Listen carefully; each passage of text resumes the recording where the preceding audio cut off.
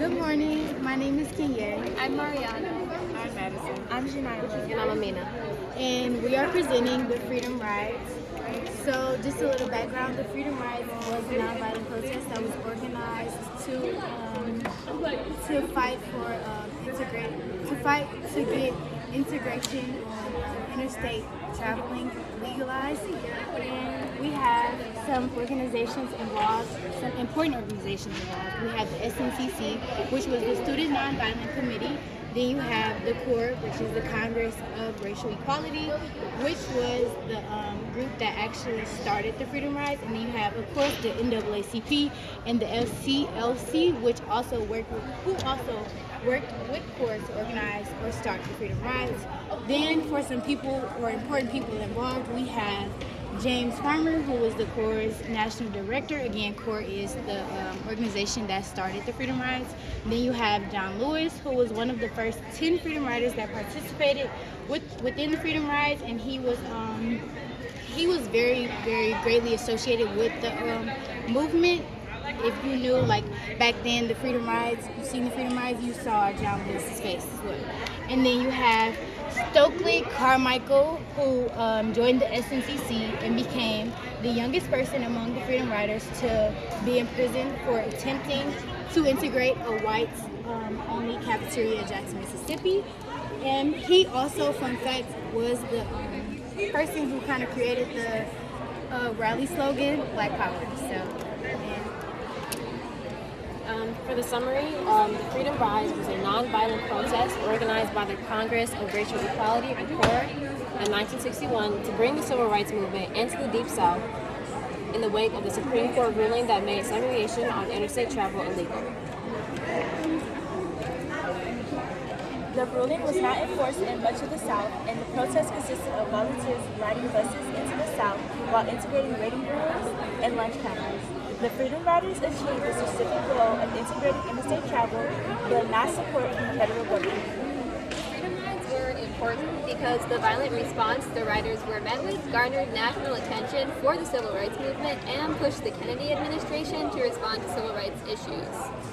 And around that, you can see just four clips of very important events that happened during the Freedom Rides. You can see what they were going through here, and we'll actually go into that in more detail with our 5 artifacts. All right. Let's see the artifacts. Starting with our first artifact, we have the Southern Greyhound Line's bus ticket, and this is the bus ticket that the Freedom Riders had when they were traveling on the buses. This Greyhound bus ticket allowed the Freedom Riders to ride into segregated southern cities. The Freedom Rides, who were a mixed group of both black and white riders, all possessed this type of ticket. This specific ticket I have reads a destination of Jackson, Mississippi. With this ticket, they faced some hardships along the way to success, and with this ticket, they were attacked by racist, white supremacist mobs and were jailed. And that's an example of an instance where a white man stands in front of the bus and the mob surrounds the bus so the bus cannot leave the terminal. But with this ticket, their sacrifice would later influence the decision that declared segregation on interstate buses unconstitutional. So next we do have a representation of the license plate from the bus that was attacked on May 14th, 1961. 50 white KKK members were led by their leader, William Chappell, and they did bomb the bus while the Freedom Riders were traveling from Washington, D.C. The mob stopped them and attacked the bus. They bombed the bus, and there was a lot of physical violence happening after they tried to escape. They were beaten, and it gained a lot of national attention once again, because you do see Americans, even though it was a non-violent protest, there was still a lot of violence happening towards them. So here you can kind of see like the aftermath, and here a more close-up of the license plate. But it's kind of nice to acknowledge which bus was attacked that day. Okay, so this artifact is a mugshot of John Lewis, and he was one of the many Freedom Riders who was detained in Mississippi and sent to Parchman Prison. On the poster here, we have more Freedom Riders who were sent to Parchman Prison. That decision to send the Freedom Riders to Parchman was made by Mississippi's governor at the time, Ross Barnett, and Parchman was really infamous for its really poor living conditions and the fact that inmates were forced to do labor. The fact that the Freedom Riders were sent there for nonviolent protest really got some national attention, tying into the media. And with each successive busload of Freedom Riders, more were sent to Parkland Prison. And also Parkland Prison is still operational today. Okay, this artifact is a handbill from 1961 announcing a protest against the unjust jailing of Freedom Riders. Freedom Riders dealt with many unfair circumstances, being jailed for being in white-only spaces and trespassing.